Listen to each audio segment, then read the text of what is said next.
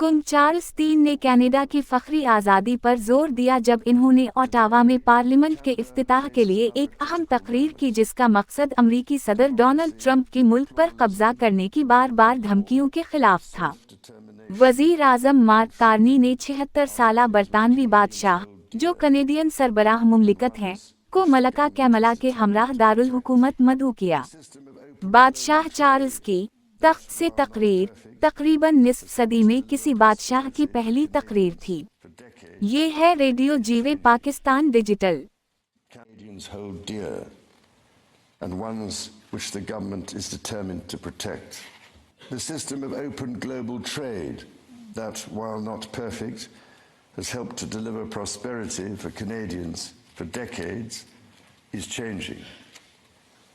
Canada's relationships with partners are also changing.